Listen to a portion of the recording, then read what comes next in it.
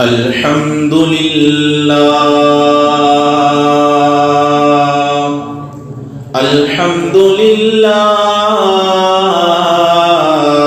رب العالمین والصلاة والسلام علی سید الانبیاء والمرسلین اما بعد فاعوذ باللہ من الشیطان الرجیم بسم اللہ الرحمن الرحیم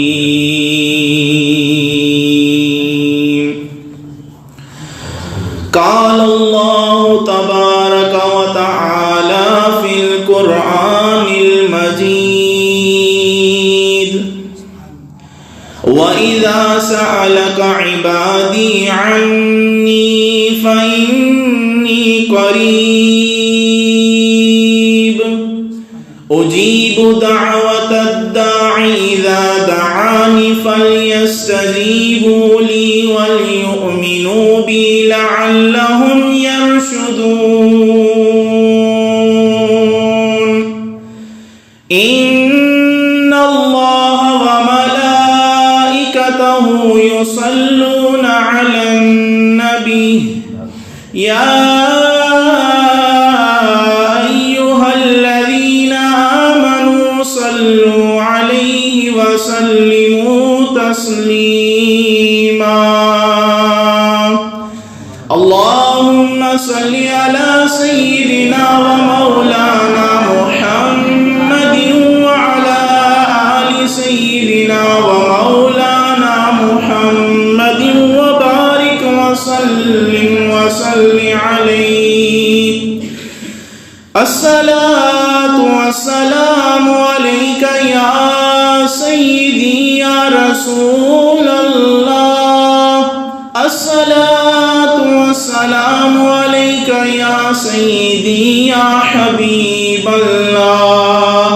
الصلاة والسلام عليك يا سيدي يا نبي الله وعلى آلك وأصحابك يا سيدي يا نور الله. حمد و صلاۃ کے بعد نہایت ہی ادب اور احترام کے لائق بزرگوں، دوستوں اور بچوں اور گھروں میں سننے والی ماؤں، بیٹیوں اور خواتین، آج اس جمعۃ المبارک میں جو ہمیں اللہ تعالیٰ نے چند گھڑیاں عنایت فرمائی ہیں، اس میں ہم اللہ تعالیٰ سے التجا، اللہ تعالیٰ سے دعا، اللہ تعالیٰ سے کوئی چیز طلب کرنے کے جو آداب ہیں، جو شرائط ہیں، وہ ہم سیکھیں گے. آپ کے سامنے سورہ بقرہ کی آیت نمبر 186 جو پڑھنے کا شرف حاصل کیا ہے، اس میں اللہ تعالیٰ ارشاد فرماتا ہے وَإِذَا سَأَلَكَ، اے پیارے حبیب صلی اللہ تعالی علیہ وآلہ وسلم، جب آپ سے سوال کریں عبادی، میرے بندے، عنی، میرے بارے میں، میری نسبت، میرے متعلق اگر کوئی سوال کریں، فإنی، تو میں قریب، ان کے قریب ہوں. پھر فرمایا اجیب، میں جواب دیتا ہوں، دعوت الداعی، پکارنے والے کی پکار کا، اذا دعانی، جب وہ مجھے پکارتا ہے. اللہ تعالیٰ نے اپنے حبیب صلی اللہ تعالیٰ علیہ وآلہ وسلم کو فرمایا، اے حبیب صلی اللہ علیہ وسلم، آپ کی بارگاہ میں یہ جو لوگ پوچھنے آئے ہیں کہ ہم رب کو کیسے پکاریں، تو انہیں بتا دو کہ تمہارا رب تم سے دور نہیں ہے. جب تم اس کے بارے میں مجھ سے سوال کرتے ہو تو اس اللہ تعالیٰ نے مجھے یہ حکم دیا ہے کہ وہ اپنے بندوں سے زیادہ قریب ہے اور پکارنے والے کی پکار کو سنتا ہے. فَلْيَسْتَجِيبُوا لِي، جو بھی احکام میں نے تم پہ نازل کیے ہیں ان کی فرمان برداری کرو. ان کی پیروی کرو، ان کی اطاعت کرو، وَلْيُؤْمِنُوا بِي، اور مجھ پہ پختہ یقین رکھو، مجھ پر ایمان لاؤ، لَعَلَّهُمْ يَرْشُدُونَ، تاکہ تم راہ ہدایت کو پا جاؤ، تاکہ تم کامیاب ہو جاؤ۔ اب اس آیت مبارکہ کو اگر دیکھا جائے تو بارگاہ الوہیت میں دعا اور التجا کرنا یہ اللہ تعالیٰ کے محبوب اور مقرب بندوں کا پسندیدہ طریقہ رہا ہے۔ ہر شکستہ دل،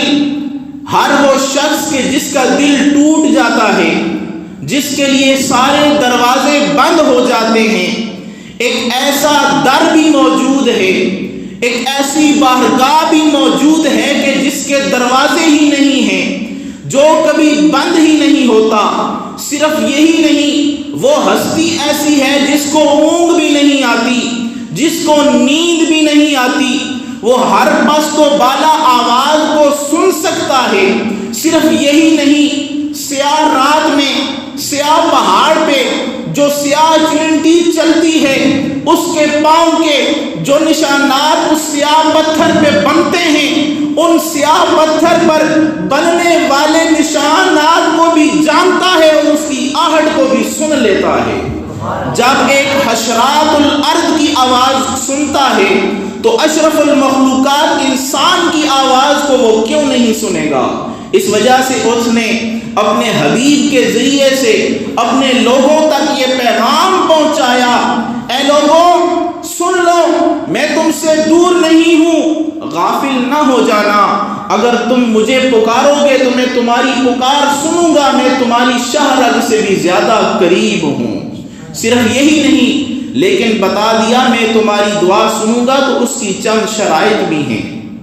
شرائط کیا ہیں؟ فَلْيَسْتَجِيبُوا لِي، کہ تم میرے احکام کی پیروی کرنا، تم میری بات ماننا۔ جب ساری زندگی تم میری بات مانتے رہے، اب ایک ایسا وقت آ گیا کہ مصیبت نے تمہیں گھیر لیا ہے، مصائب و آلام کی چکی میں تم پھنس چکے ہو۔ اب اگر اس مصائب و آلام کی چکی میں پھنس کر تم نکلنے کے لیے مجھ سے دعا کرو گے تو پریشان نہ ہونا، میں کہوں گا لبیک یا عبدی، اے میرے بندے میں حاضر ہوں، تمہیں تمہاری تمام مصیبتوں سے چھٹکارا دینے کے لیے، تمہیں تمہارے تمام مصائب سے بچانے کے لیے تیرا رب جو ہے وہ حاضر ہے، تمہیں تمام مصیبتوں سے چھٹکارا عطا فرما دے گا۔ اب چلتے ہیں ان شرائط کی طرف کہ وہ کون سی شرائط ہیں کہ جن کو اگر بندہ پورا کرے تو اللہ تعالیٰ پکارنے والے کی پکار کو سنتا ہے، صدا دینے والے کی صدا کی حاجت روائی فرماتا ہے، محتاج کا جو کاسا ہے خالی اس کو بھر دیتا ہے، کیونکہ رب کی وہ بارگاہ ہے، عام بادشاہوں سے مانگا جائے تو وہ بادشاہ ناراض ہو جاتے ہیں، لیکن ہمیں محبوب نبی کریم رؤوف الرحیم صلی اللہ تعالیٰ علیہ وآلہ وسلم نے فرمایا من لم یسأل اللہ یغضب علیہ، اللہ کی بارگاہ وہ ہے، وہ بارگاہ اقدس ہے کہ اگر اس سے نہ مانگا جائے تو وہ ناراض ہو جاتا ہے۔ پھر صرف یہی نہیں، لیس شیء اکرم علی اللہ تعالی من الدعاء، اللہ تعالیٰ کو دعا سے زیادہ کوئی بھی چیز عزیز نہیں ہے، اکرم نہیں ہے۔ آدمی کو چاہیے کہ اپنے رب کے ساتھ ایسا رشتہ قائم کرے کہ صرف نماز کے بعد ہی نہیں بلکہ جب بھی کوئی چیز پیش ہو، جب بھی کسی چیز کی حاجت ہو، ضرورت ہو، تو اپنے لب سے اور اپنے دل سے اس کو یاد کر کے اس کی بارگاہ میں اپنا دامن طلب پھیلائے، دستے سوال دراز کرے، اللہ تعالیٰ اس کی حاجت روائی فرمائے گا۔ اب ان دعاؤں کی طرف چلتے ہیں یا ان شرائط کی طرف چلتے ہیں کہ جو دعا کے لیے ضروری ہیں، لیکن یہاں پہ ایک حدیث پاک بھی ذکر کرتا چلوں۔ حضرت ابو موسیٰ اشعری رضی اللہ تعالیٰ عنہ بیان فرماتے ہیں کننا مع النبی صلی اللہ تعالیٰ علیہ وآلہ وسلم فی سفر، ہم حضور نبی کریم رؤوف الرحیم صلی اللہ تعالیٰ علیہ وآلہ وسلم کے ساتھ ایک سفر میں تھے۔ فَكُنَّا إِذَا أَشْرَفْنَا عَلَى وَادٍ، جب ہم کسی گاڑی کے اوپر چڑھتے یا کسی گاڑی سے نیچے اترتے احلنا وکبرنا، ہم جو ہے وہ تکبیر کہتے اور ہم جو ہے وہ کلمہ پڑھتے، وارتفعت اصواتنا، اپنی آوازوں کو اونچا کرتے تھے۔ فقال النبی صلی اللہ تعالی علیہ وآلہ وسلم یا ایھا الناس اربعوا علی انفسکم، اللہ کے پیارے محبوب نے فرمایا اے لوگو اپنی جانوں پہ رحم کرو، فانکم لا تدعون علی الصم، کہ تم کسی بہرے کو نہیں پکار رہے، ولا غائبا، اور نہ ہی کسی غائب کو نہیں پکار رہے، انہ معکم، تم اس ذات کو پکار رہے ہو جو تمہارے ساتھ ہے، انہ سمیع قریب، وہ سننے والی ہے اور وہ تمہاری جانوں سے بھی زیادہ قریب ذات ہے۔ تو یہ کریم آقا صلی اللہ تعالیٰ علیہ وآلہ وسلم نے صحابہ کو بتایا کہ اللہ تعالیٰ تمہاری شاہ رگ سے بھی زیادہ قریب ہے۔ اور ایک حدیث پاک کے الفاظ اس طرح ہیں کہ جو صحابہ اونٹ پہ یا گھوڑے پہ تھے تو ان کو حضور علیہ الصلوۃ والسلام نے فرمایا جو تمہارا چہرہ یا تمہارا جو رخ ہے اس گھوڑے یا اونٹ کی گردن کے جتنے قریب ہے اس سے زیادہ تمہارا رب جو ہے وہ قریب ہے۔ اب چلتے ہیں ان شرائط کی طرف۔ پہلی شرط تو اسی آیت سے ہمیں مل جاتی ہے۔ اللہ نے فرمایا کہ میرے بندوں کو بتا دو میں ان کے زیادہ قریب ہوں، جب کوئی مجھے پکارتا ہے میں اس کی پکار کو سنتا ہوں۔ پہلی شرط اللہ تعالیٰ نے رکھی فَلْيَسْتَجِيبُوا لِي وَلْيُؤْمِنُوا بِي، ایک چیز مجھ پہ یقین رکھا جائے، میرے احکام کی پیروی کی جائے تو میں اس کی دعا کو قبول کروں گا۔ اب بندہ یہ چاہتا ہے کہ میری دعا قبول ہو تو اسے چاہیے کہ وہ اللہ تعالیٰ کی بات کو بھی مانے۔ کبھی ایسا نہیں ہوتا کہ پدری محبت کو دیکھا جائے یا ماں کی محبت کو دیکھا جائے کہ ماں کی بندہ بات نہ مانے اور چاہے کہ ماں میری بات مان لے، والد کی بات نہ مانی جائے اور چاہے کہ والد جو ہے وہ میری بات مان جائے، ایسا مشکل ہوتا ہے۔ لیکن اللہ تعالیٰ نے بھی یہاں پہ اس دنیاوی ایک قانون کو یہاں پہ سامنے رکھا اور فرمایا اگر تم میری پیروی کرتے رہو گے اور مجھ پہ یقین رکھ کر مجھ سے دعا کرو گے تو میں تمہاری جو ہے وہ حاجت روا فرماؤں گا، میں تمہاری دعا جو ہے وہ قبول فرماؤں گا۔ اب دوسری شرط کیا ہے؟ دوسری شرط یہ ہے کہ خونی رشتوں کو جوڑنا، یعنی صلہ رحمی کرنا۔ جو آدمی قطع رحمی کرتا ہے، قطع تعلقی کرتا ہے تو اس کی دعا بھی اللہ کی بارگاہ میں قبول ہوتی نہیں ہے۔ حضرت سیدنا ابو ہریرہ رضی اللہ تعالیٰ عنہ بیان فرماتے ہیں قال سمعت رسول اللہ صلی اللہ تعالیٰ علیہ وآلہ وسلم ان اعمال بنی آدم تورد کل خمیس یعنی لیلۃ الجمعۃ، اللہ کے پیارے محبوب صلی اللہ علیہ وسلم نے فرمایا ہر جمعرات کو اللہ کی بارگاہ میں اعمال جو ہے وہ بنی آدم کے پیش کیے جاتے ہیں، یعنی شب جمعہ کو اعمال پیش کیے جاتے ہیں۔ فلا يقبل عمل قاطع رحم، لیکن اس آدمی کا کوئی عمل قبول نہیں کیا جاتا جو اپنے خونی رشتہ داروں کے ساتھ تعلق کو توڑتا ہے۔ اگر ہم چاہتے ہیں کہ اللہ ہماری دعاؤں کو قبول کرے تو دوسری شرط پہ عمل یہ کرنا ہوگا کہ ہمیں اپنے رشتہ داروں کے ساتھ، اپنی بہنوں، اپنے بھائیوں، اپنے چچا زاد کے ساتھ، اسی طرح چچا کے ساتھ، خالاؤں کے ساتھ، سب کے ساتھ رشتہ جو ہے وہ جوڑنا ہوگا۔ ایک اور حدیث پاک میں آتا ہے حضور علیہ الصلوۃ والسلام بیٹھے، ایک شخص آیا، حضور علیہ الصلوۃ والسلام دعا مانگنے لگے اور کہنے لگے کہ اگر کوئی آدمی ایسا ہے کہ جس نے کسی کے ساتھ رشتہ تعلق توڑا ہوا ہے تو جا کے اس سے معافی مانگ کے رشتہ جوڑ لے۔ ایک شخص اٹھا، واپس تھوڑی دیر بعد آ گیا، حضور علیہ الصلوۃ والسلام نے اس سے پوچھا، اس نے بتایا یا رسول اللہ مجھ سے کوئی شخص ناراض تھا، میں اس کو بھی راضی کر کے آیا ہوں۔ حضور علیہ الصلوۃ والسلام نے فرمایا اجلس، تو بیٹھ جا، فقط احسنت، تم نے بڑا ہی اچھا عمل کیا ہے۔ لا تنزل رحمت علی قوم، کیونکہ کسی قوم پہ اللہ تعالیٰ کی رحمت نازل نہیں ہوتی، فیہم قاطع رحم، جب تک ان میں ایسا آدمی موجود ہو جو رشتہ تعلق کو توڑنے والا ہو، جو رشتہ داروں کے ساتھ تعلق کو توڑنے والا ہو، اللہ تعالیٰ ان لوگوں پہ رحمت نہیں فرماتا۔ آج ذرا غور و فکر کریں،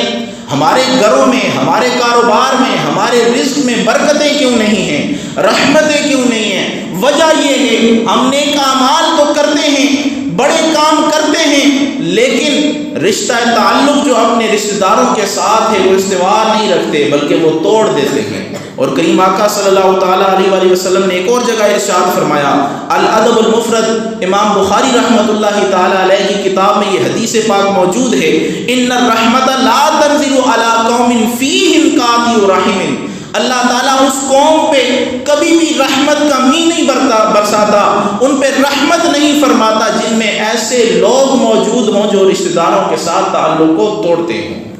تو پتہ چلا دعا کی قبولیت کی جو دوسری شرط ہے وہ یہ ہے کہ آدمی اپنے رشتہ داروں کے ساتھ رشتہ تعلق کو درست کر دے۔ اگر کوئی توڑ رہا ہے تو آپ اس کے ساتھ جوڑیں۔ اگر آپ رشتہ جوڑیں گے اور پہلی شرط اگر آپ اللہ تعالیٰ کے تمام احکامات پر عمل کرنے کی کوشش کریں گے، اگر یہ ان دونوں شرطوں پہ عمل کر لیا تو اللہ تعالیٰ آپ کی دعاؤں کو جو ہے وہ قبول فرمائے گا۔ اب تیسری شرط، یہ ایسی شرط ہے جو آج کے زمانے میں بہت کم ہی پائی جاتی ہے، وہ کیا ہے؟ وہ ہے رزق حلال۔ حضور علیہ الصلوۃ والسلام کی ایک حدیث پاک ہے کہ ایک ایسا زمانہ آئے گا لوگوں کو صرف مال کی ضرورت ہوگی، وہ یہ غور و فکر نہیں کریں گے کہ حلال کے ذریعے سے آ رہا ہے یا حرام کے ذریعے سے آ رہا ہے، بس جیبیں گرم کرنی ہے، اپنا بینک بیلنس ودانا ہے، اپنا بینک بیلنس بڑھانا ہے، لوگوں میں جو ہے وہ ترقی کرنی ہے، لیکن یہ نہیں دیکھنا کہ مال حرام کے ذریعے سے ہم کما رہے ہیں یا حلال کے ذریعے سے کما رہے ہیں۔ اللہ کے پیارے محبوب صلی اللہ تعالیٰ علیہ وآلہ وسلم نے ارشاد فرمایا، مسلم شریف کی حدیث ہے، حضرت ابو ہریرہ فرماتے ہیں، قال رسول اللہ صلی اللہ تعالیٰ علیہ وآلہ وسلم، یا ایھا الناس ان اللہ طیب لا یقبل الا طیبا، کہ اللہ تعالیٰ جو ہے وہ پاکیزہ ہے، اللہ تعالیٰ پاک اور ستھرا صاف ہے اور کسی کے بھی اس مال کو قبول نہیں کرتا جو پاک و صاف نہ ہو۔ تو پتہ چلا اللہ کی بارگاہ میں وہ مال دینا چاہیے جو پاک ہو، صاف ہو۔ اب اسی طرح اس حدیث کے آخری حصے میں اللہ کے پیارے محبوب صلی اللہ تعالیٰ علیہ وآلہ وسلم نے یہ آیت مبارکہ پڑھی، یا ایھا الذین آمنوا کلوا من طیبات ما رزقناکم، اے لوگوں جو اللہ تعالیٰ نے تمہیں عطا فرمایا ہے اس رزق میں سے پاکیزہ چیزوں کو جو ہے وہ کھایا پیا کرو۔ اب اس کے بعد حضور علیہ الصلوۃ والسلام نے فرمایا، ثم ذکر الرجل یطیل السفر، ایک شخص ہے جو بڑا طویل سفر طے کر کے اللہ کے در پہ آتا ہے، اللہ کے جو ہے وہ گھر میں حاضر ہوتا ہے، کیا کہتا ہے؟ اشعث اغبرا، اس کے جو ہے وہ بال دھول کی وجہ سے پراگندہ ہو جاتے ہیں، اس کے کپڑے جو ہے وہ گرد آلود ہو جاتے ہیں، یمد یدیہ الی السماء، اپنے ہاتھوں کو آسمان کی طرف بلند کر کے اس رب کریم کی بارگاہ میں عرض کرتا ہے، یا ربی یا رب، اے میرے پالنے والے، اے میرے پروردگار، وَمَطْعَمُهُ حَرَامٌ وَمَشْرَبُهُ حَرَامٌ وَمَلْبَسُهُ حَرَامٌ وَغُذِّيَ بِالْحَرَامِ،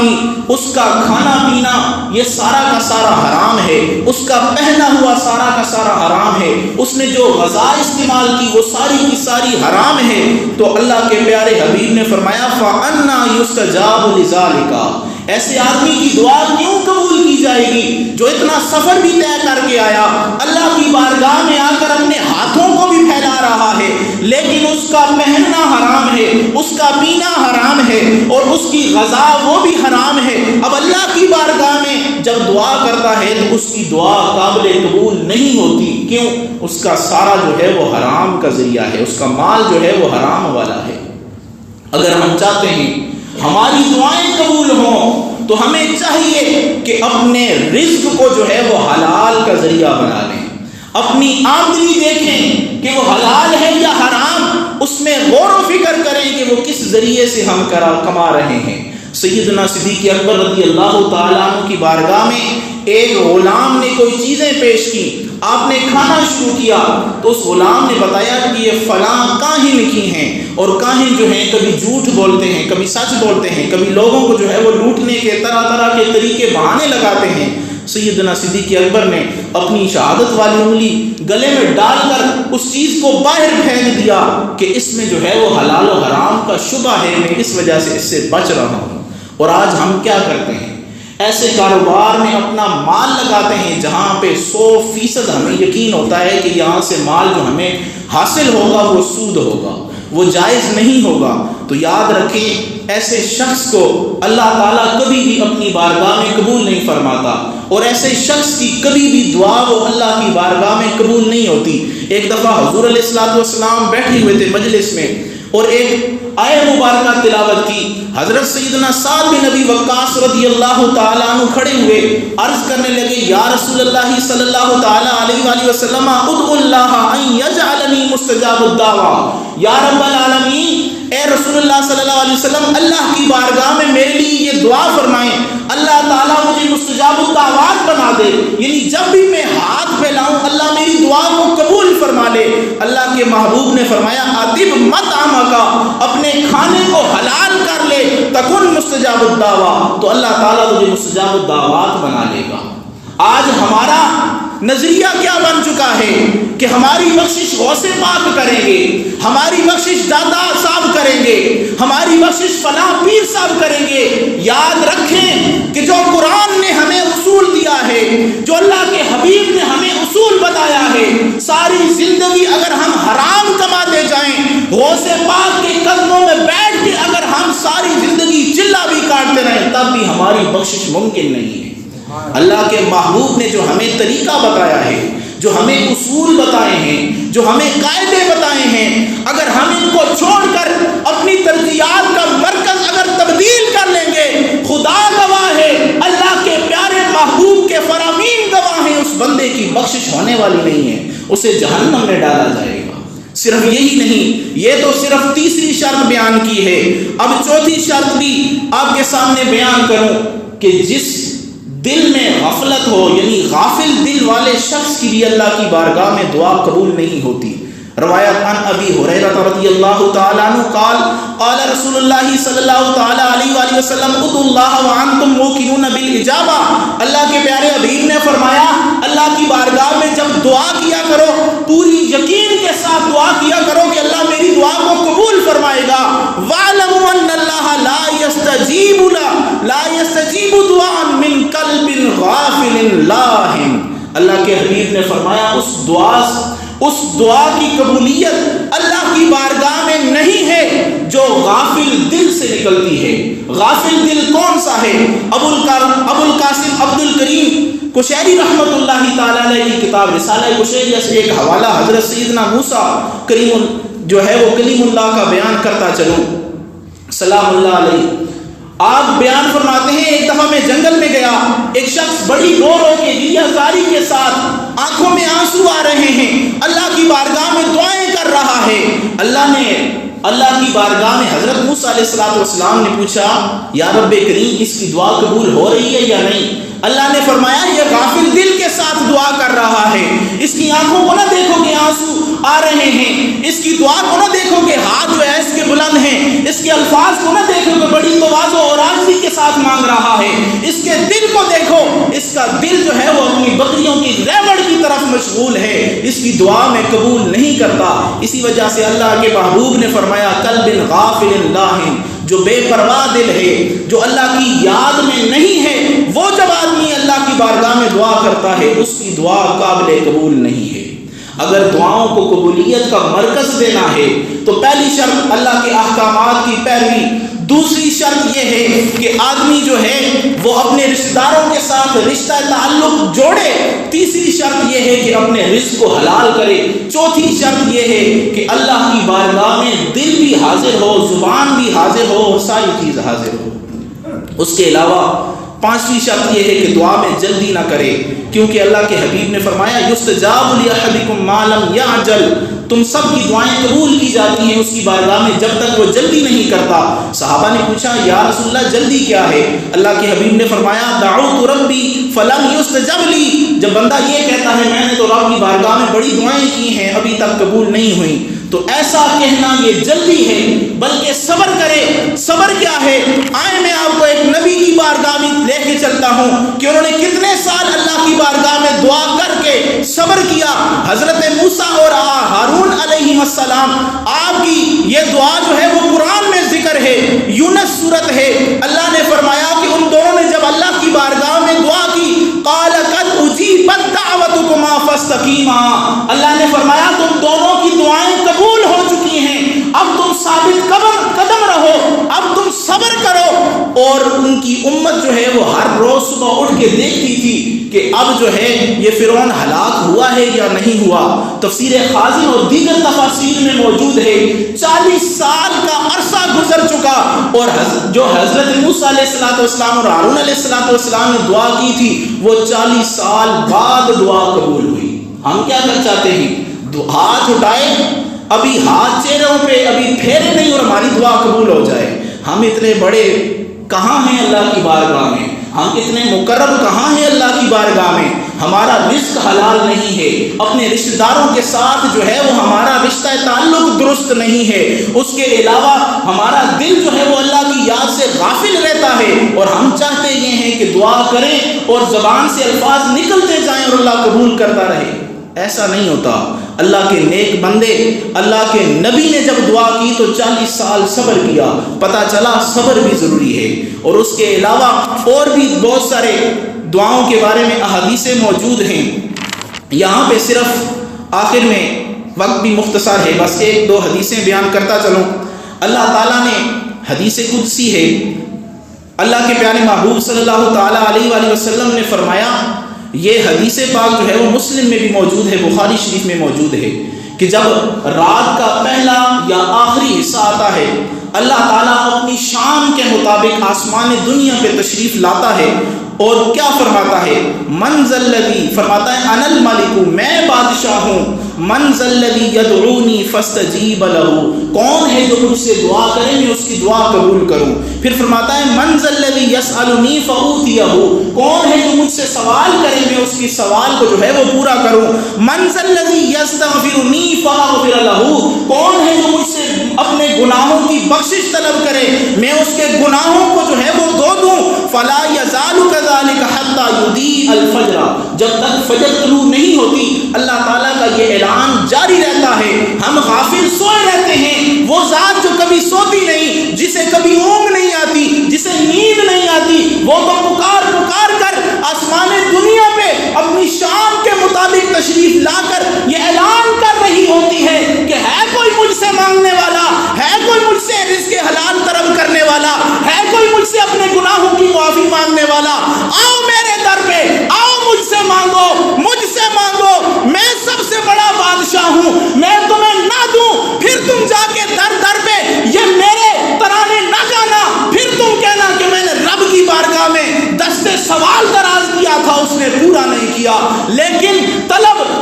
میں کمی ہے، اس کے دینے میں کمی نہیں ہے۔ آج ہم اپنے مانگنے کا طریقہ ٹھیک کر لیں۔ مانگنے کا طریقہ کیا ہے؟ حضور ضیاء الامت رحمت اللہ تعالیٰ علیہ نے تفسیر ضیاء القرآن میں طریقہ ہمیں یہ بتایا ہے۔ حضور علیہ السلام بیٹھے ہوئے تھے، ایک شخص آیا، اس نے نماز پڑھی، نماز پڑھنے کے بعد اللہ کو یاد کیا، اللہ کو یاد کرنے کے بعد ہاتھوں کو بلند کیا، دعا کی، اللہم انی اسألک، اے رب کریم میں تجھ سے دعا کرتا ہوں، انی اشہد انک انت اللہ، میں یہ گواہی دیتا ہوں تو ہی الہ ہے، تو ہی رب ہے، لا الہ الا انت الاحد، تو ہی ایسا ہے کہ جس کی عبادت کی جاتی ہے، تو ہی معبود ہے، باقی کوئی بھی عبادت کے لائق نہیں، تو یکتا ہے، تو تنہا ہے، الصمد، تو بے نیاز ہے، الذی لم یلد ولم یولد، تو وہ ذات ہے جس نے کسی کو جنا نہیں، نہ کسی سے جنا گیا، ولم یکن لہ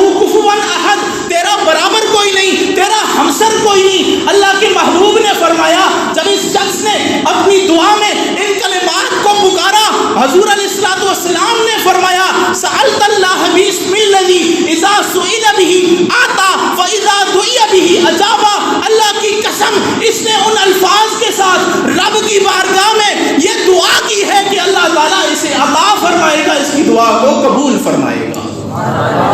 آج ہماری دعاؤں میں کمی ہے، اور دعاؤں کی جو شرائط بتائی ہیں ان میں کمی ہے۔ ہو سکتا ہے ہم سحری کے وقت اٹھ کے دعا مانگے، ہو سکتا ہے دعا مانگتے مانگتے ہماری داڑھی بھی آنسوؤں سے تر ہو جائے، لیکن پھر بھی قبول نہ ہو۔ اس کی وجہ یہ ہے یا تو شرائط میں